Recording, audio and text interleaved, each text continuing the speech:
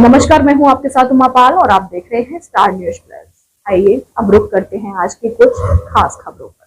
तब तक आप बने रहिए मेरे साथ स्टार न्यूज प्लस पर और हाँ, चैनल को लाइक और सब्सक्राइब करना ना भूलें। धन्यवाद।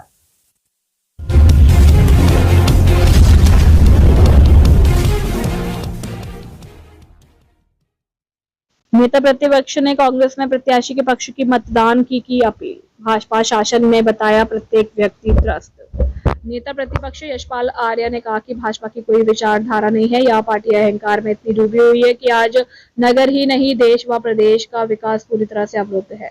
उक्त विचार नेता प्रतिपक्ष यशपाल आर्य ने शिवपुरम स्थित एक विशाल जनसभा को संबोधित करते हुए व्यक्त किए। उन्होंने कहा कि भाजपा के पास कोई एजेंडा नहीं है, वह तो केवल जाति व धर्म के नाम पर लोगों को लड़ाकर सत्ता पर काबिज है। उन्होंने कहा कि रुड़की नगर में कांग्रेस ने एक ऐसा शिक्षित और जुझारू प्रत्याशी उतारा है जो यहाँ की समस्याओं से भलीभांति परिचित है। उन्होंने कहा कि लंबे समय से रुड़की में भाजपा के प्रतिनिधि मौजूद है तथा पिछला नगर निगम का वार्ड भी भाजपा ही का था, परंतु आज जो दुर्दशा कृष्णा नगर और शिवपुरम की मुझे देखने को मिली है, उससे तो यह प्रतीत होता है कि यह क्षेत्र कई दशकों से उपेक्षा का शिकार है। उन्होंने नगर मेयर पद की प्रत्याशी पूजा गुप्ता तथा वहां की पार्षद प्रत्याशी मनु जैन को जिताने की अपील की है।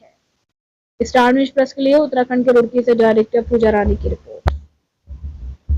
मीटर लगने जा रहे हैं और तत्काल आपने, जैसा कि हमारे पास मोबाइल है, मोबाइल में अगर बैलेंस खत्म हो जाता है तो हम बात नहीं कर सकते हैं।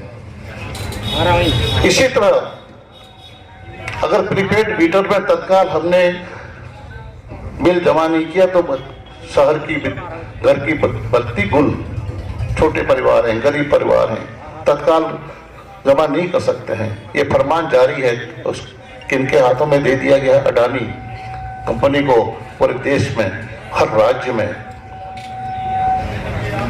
यह ठेका दे दिया गया है। कहा जा रहा है कि केंद्र सरकार कह रही, राज्यों दबाव बना रही है, कह रही है कि अगर आप लोगों ने अपने राज्य में प्रीपेड मीटर लगाने से इनकार किया तो बिजली के विकास के काम है, जो बिजली के लिए धनराशि हम राज्य सरकारों को देते हैं, हम उसको रोक देंगे।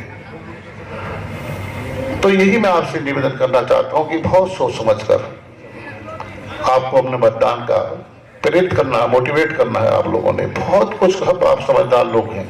भाजपा का असली चेहरा क्या है? मैं तो यही कहूंगा ना कि भारतीय जनता पार्टी, हमारी लड़ाई किससे है?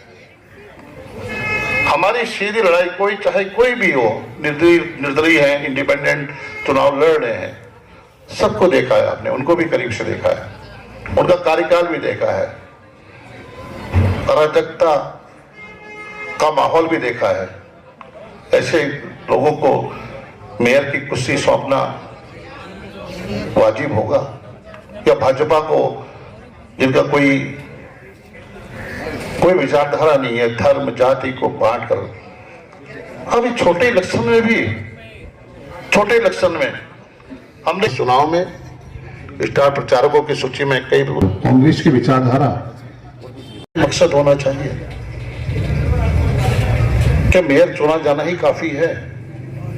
क्या प्राथमिकताएं क्या है? खासतौर से बीजेपी के जो भी हमारे यहाँ से उम्मीदवार हैं, उनका एजेंडा क्या है? किन मुद्दों पर इस चुनाव में जनता के बीच में उन्होंने क्या वायदे किए हैं? क्या वायदों में भरोसा किया जा सकता है? लगातार चाहे 2017 हो चाहे 2022 हो, भारतीय जनता पार्टी की सरकार को जनादेश मिला है, प्रचंड बहुमत की सरकार बनी है, तो उपलब्धियां शून्य है। मैं उन बातों में जिक्र नहीं करना चाहता हूं, महंगाई, भ्रष्टाचार, करप्शन, बेरोजगारी, बेकारी, इस बारे में बहुत कुछ कह चुके हैं। अपराध, ध्वस्त होती हुई कानून व्यवस्था, ये रोजमर्रा की हमारे जहन में, दिमाग में चीजें कौंधती रहती हैं, लेकिन सवाल टस के टस खड़े रहते हैं। कोई सुनने को भी तैयार नहीं है।